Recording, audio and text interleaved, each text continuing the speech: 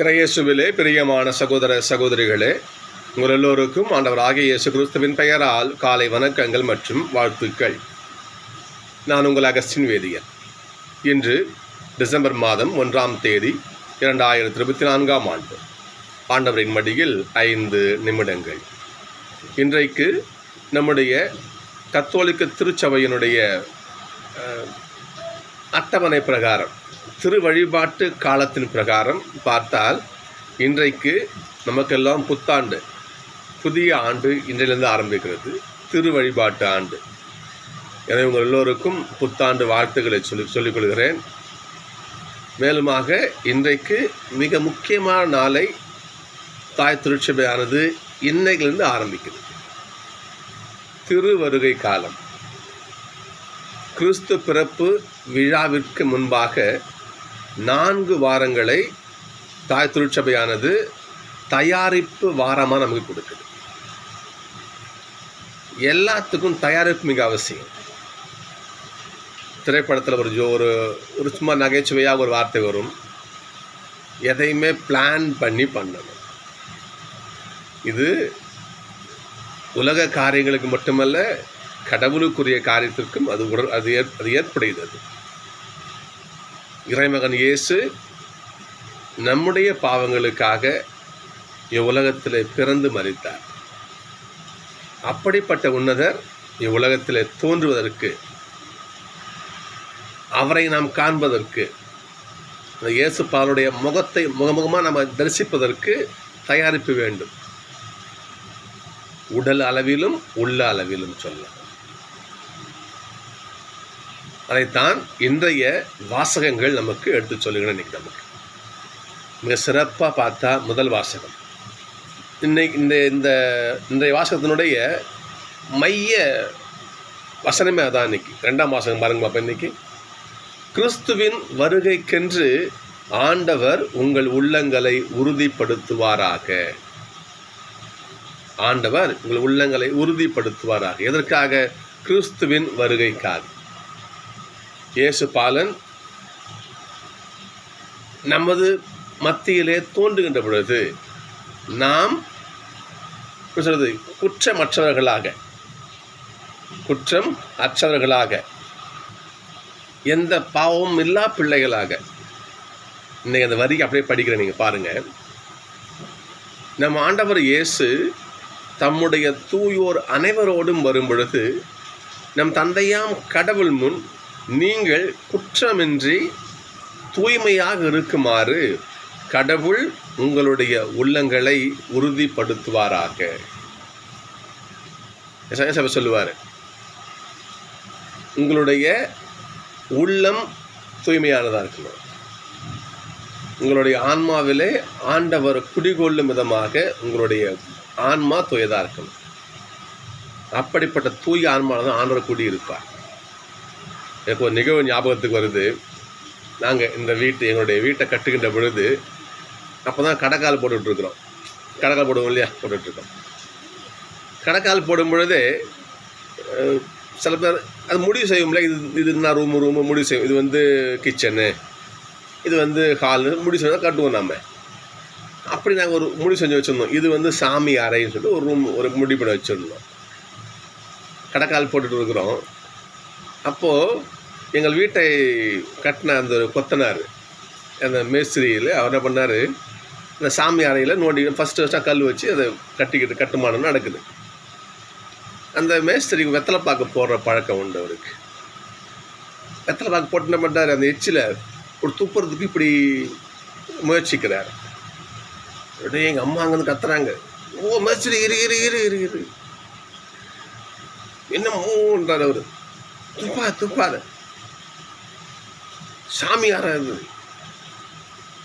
எப்படி சாமி ஆறாது, இங்கே துப்ப போறீங்க, வாங்கப்படி. சகோதரர்களே, கடவுள் குடி வருகின்ற இடம், ஜபிக்க போகின்ற இடம், கடவுளுடைய ஆசை தங்குகின்ற இடம் ஆலயம் இல்லையா? அந்த சாமி அறை, அந்த பூஜை அறை என்பது. அந்த இடத்தை இன்னும் கட்டி முடிக்கல.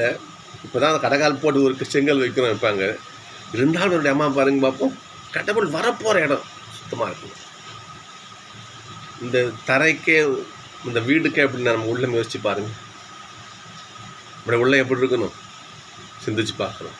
அதற்காகத்தான் நம்முடைய தாய் திருச்சபையானது இந்த 4 வாரங்கள் நமக்கு கொடுக்குது. இந்த 4 வாரங்களும் திருச்சபையின் பிள்ளைகளே, திரு அவையின் மக்களே, நீங்களா பண்ணுறீங்க? நீங்கள் உங்களுடைய உள்ளங்களை, உங்களுடைய உடலையும் கூட தூயதாக வச்சுக்கோங்க என்று தாய் திருச்சபை நம்ம இன்றைக்கு அழைக்கிறது. நமக்கு இன்றைக்கு முதல் வாசகம் பாருங்க பார்ப்போம். தாவீதின் குமாரன் பிறப்பார். அவர் வரும் அந்த நாளில் இந்த உலகம் எப்படி இருக்கும் தெரியுங்களா? பாருங்க, அந்நாளில் நான் தாவீதிலிருந்து நீதியின் தளிர் ஒன்றை முளைக்கச் செய்வேன். அவர் நாட்டில் நீதியையும் நேர்மையையும் நிலைநாட்டுவார். அந்நாளில் யூதா விடுதலை பெறும், ஜெருசலேம் பாதுகாப்போடு வாழும். நீதியையும் நேர்மையையும் பாதுகாப்பையும் விடுதலையையும் கொண்டு வருபவர் நம்முடைய ஆண்டவர் இயேசு கிறிஸ்து. எனவே அவர் வரும் அந்த நாளில் நாம் முழு தகுதியோடு அவர் முன் நிற்க நாம் தயார்படுத்திக் கொள்வோமாக. இன்னைக்கு இந்த முதல்வரை பாடலைங்க பாருங்க பார்ப்போம். ஆண்டவரே, உம்மை நோக்கி உள்ளத்தை உயர்த்துகிறேன். நாமும் ஜெபிப்போம். ஆண்டவரே, திருக்குமாரன் இந்த உலகத்தில் பிறக்கிற அந்த நாளிலே நாங்கள் முழு தகுதியோடு அவரை எதிர்கொள்ள நல்ல மனசு கொண்டு வேண்டிக்குவோம். நம்ம தயாரிப்பு அனைவருக்கும் அவசியம். மிக மிக முக்கியமான காலத்தில் அடி எடுத்துக்கிறோம் நாம். ஏனென்றால் இந்த உலகத்திலே நீதியையும் நேர்மையையும் பாதுகாப்பையும் விடுதலையும் தருகின்ற ஆண்டவர் நம்ம மத்தியில் பிறக்கவிருக்கிறார். நம்மை நாம் தயார்படுத்தி கொள்ள இந்த 4 வாரங்கள் நமக்கு பயன்படும். சிலர் சொல்லுவாங்க, மனசு சுத்தமாக இருந்தால் போதுங்க என்னங்க என்று சிலர் ரொம்பவும் பேசுறது உண்டு இல்லையா?